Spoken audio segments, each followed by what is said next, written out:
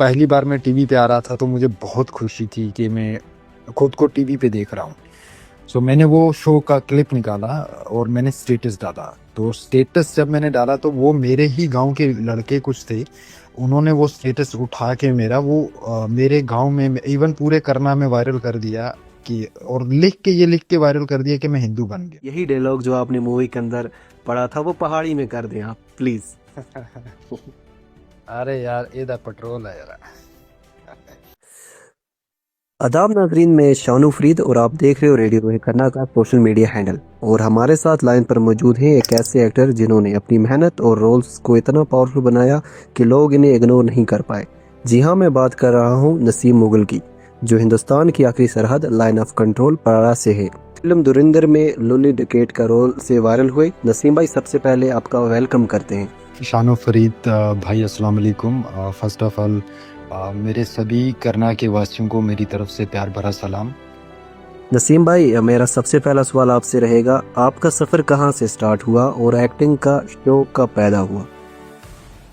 मेरा सफ़र कश्मीर से स्टार्ट हुआ। काफ़ी पहले मुझे टीवी का बड़ा शौक था और मैं टीवी देखने के लिए हमारे घर से काफ़ी दूर जाता था और अपने घर में टीवी नहीं थी, तो आजू बाजू के जितने भी गांव वाले हैं उनके जिसके घर में टीवी होती थी उस टाइम, तो मैं टीवी देखने के लिए रात को 2-2 बजे 3-3 बजे तक बैठा रहता था।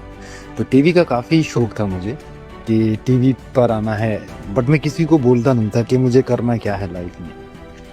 सो शौक मेरे वहाँ से पैदा हुए और सफ़र मेरा कश्मीर से स्टार्ट हुआ। जब मैं कश्मीर शिफ्ट हुआ, एक काम के सिलसिले में कश्मीर शिफ्ट हुआ, फिर मुझे वहाँ से पता चला कि थिएटर करना ज़रूरी है। अगर आपको टीवी पे आना है तो उसके लिए आपको थिएटर करना पड़ता है।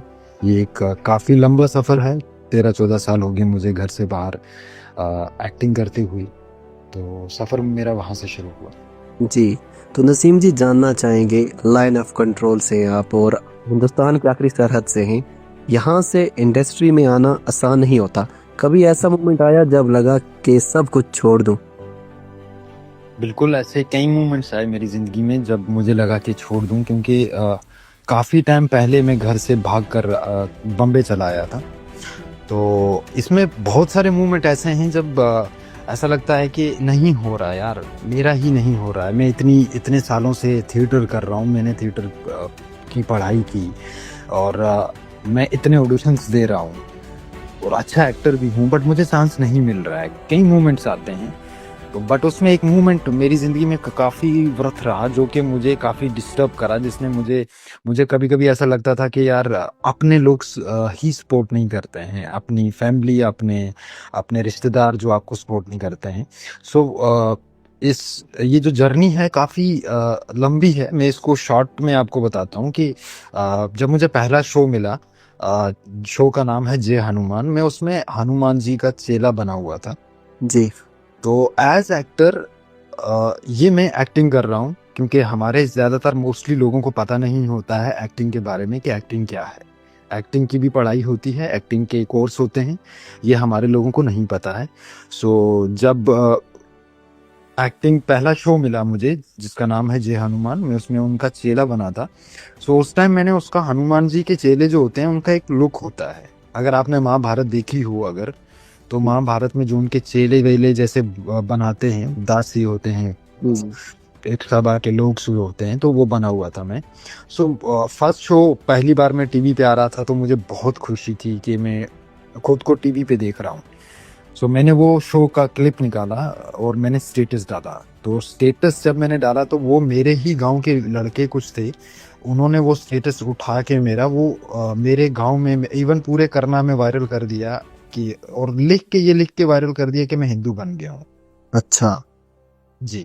तो ये जो मूवमेंट था मेरे लिए, जो वक्त था काफी कठिन वक्त था मेरे लिए। मैं अपने आप को 3-4 महीने जो मेरी डिप्रेशन रही, जो मेरे यहाँ साथ आए हुए लोग थे जिन्होंने मुझे मेरी फैमिली को काफ़ी बोला गया कि आपका बेटा हिंदू बन गया है, आपका एक बेटा मुफ्ती है, दूसरा जो आप खुद कुरान पढ़ते हैं, आपको इस्लामिक घर है आपका, लेकिन आपका बेटा हिंदू बन गया है। तो काफ़ी ताने वाने दिए जाते थे मेरी फैमिली को, और मुझे काफ़ी उस चीज़ से डिस्टर्ब होता था, क्योंकि मेरी फैमिली बाहर के लोगों को तो नहीं कह सकती कि अपने बेटे को ही कहेगी कि आप क्या कर रहे हो, ये आप ऐसा क्या कर रहे हो जिसकी वजह से आप, हमें रोज़ यही सुनना पड़ता है, आपकी वजह से लोग ताने देते हैं, और लोग हमें रोज़ ये चीज़ें सुनाते हैं।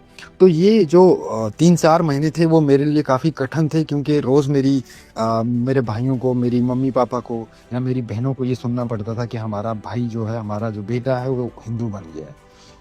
तो नसीम भाई आज कैसा फील हो रहा है कि आज वही लोग आपका स्टेटस रख रहे हैं, वही लोग आपको मेंशन कर रहे हैं और वही लोग हर जगह आपको वायरल कर रहे हैं। तो आज कैसा फील हो रहा है, इतना वायरल हो गया आप और आज माशाल्लाह पूरे इंडिया के अंदर आप नाम कमा चुके। अल्हम्दुलिल्लाह, इंडिया के नहीं, पूरे वर्ल्ड के अंदर आज लोग मेरी परफॉर्मेंस देख रहे हैं, और लोग वो रिजल्ट देख रहे हैं, जिससे आज आज मैं ऑफ कोर्स मैं बहुत प्राउड फील करता हूँ, क्योंकि इतने साल जो मैंने दिए हैं यहाँ पर, मैंने तो उसके लिए इतना प्रयास किया है, वो प्रयास आज मुझे जाकर कहीं ना कहीं उसका फल मिला मुझे इतने सालों बाद। मैं बहुत शुक्रगुजार हूँ अल्लाह ताला का कि अ, मैं वहाँ से आया और मैंने अपने लिए, अपने उन लोगों के लिए मैंने कुछ कर पाया। मुझे अल्लाह ने चुना, मुझे मौका दिया गया, इस तो मैं कर पाया। मैं नसीम बहुत भाई प्राउड आप फील करता हूँ। नसीम भाई लोली डकेट वाला रोल छोटा था लेकिन बहुत इम्पैक्टफुल था। आपने इस कैरेक्टर को इतना रियल कैसे बनाया? मैंने इस ये बहुत प्रयास है मेरा, मैंने बहुत सीखा है, 13-14 साल लग के मैंने एक्टिंग सीखी है, तब जाकर ये होता है। और ये रेल इसलिए बना क्योंकि इसका एक्टिंग का बहुत प्रयास रहा, बहुत थिएटर किया, सीन्स वर्क करता रहा, रोज़ ऑडिशन बनाता रहा, रोज़ लोगों को अप्रोच करता रहा। आज मुझे मौका मिला, मुझे पता था कि मुझे एक ही मौका मिलेगा, मुझे खुद को प्रूव करना पड़ेगा। इससे पहले मैंने कम से कम भी 40-50 टीवी शोज़ में काम किया है, और उसके अलावा 15 से 20 वेब सीरीज़ में काम किया है, 30 से 35 फ़िल्मों में काम किया है, कई बड़े एड्स किए हैं मैंने, विराट कोहली के साथ, अमिताभ बच्चन के साथ, धोनी के साथ, इन सब के साथ मैंने ऐड किए हैं। बट मुझे उससे इतना रिकॉग्नाइजेशंस नहीं मिला जितना मुझे धुरंधर से मिला। मैंने खुद को प्रिपेयर कर रखा था कि एक वक़्त आएगा मुझे जब एक रोल मिलेगा और मैं अपने आप को जस्टिफ़ाई करूँगा कि मैं एक अच्छा एक्टर हूँ। आज आपके अपने एरिया के लोग आपको सुन रहे हैं और आप अपने प्लेटफॉर्म रेडियो रोए करना पे बात कर रहे हैं, तो सर क्या मैसेज रहेगी पूरे करना के लिए? मैं पूरे करना के लिए ये बोलना चाहूँगा कि हमारे जो नौजवान हैं, ख़ासकर उनके लिए बोलना चाहूँगा कि वे आप सपने देखो, बड़े सपने देखो, बड़े सपने पूरे होते हैं। मैंने कर लिया है, मैं कर रहा हूँ, और मैं कोशिश कर रहा हूँ, आप भी कोशिश करिए, आपके भी सपने पूरे होंगे। आप किसी भी फ़ील्ड में अगर जाना चाहते हैं, चाहे वो हेल्थ हो, चाहे वो आर्मी हो, चाहे वो पुलिस हो, क्योंकि हमारे ज़्यादातर लोग उस पे फ़ोकस करते हैं। तो जिस फ़ील्ड में जाना चाहते हैं, शिद्दत से आप मेहनत करिए, कोशिश करिए, हो जाता है। अगर मेरा हो गया तो आपका भी हो जाएगा।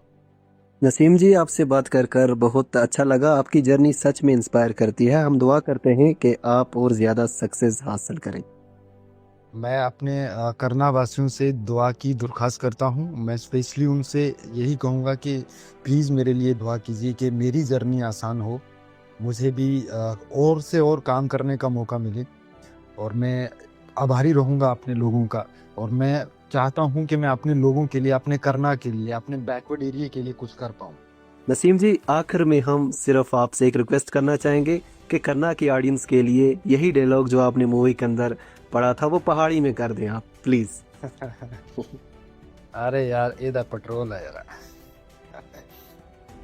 Thank you sir, thank you अपना कीमती वक्त देने के लिए। बहुत शुक्रिया, और आखिर में मेरी तरफ से सभी करना वासियों को प्यार भरा सलाम। Thank you sir. Thank you so much.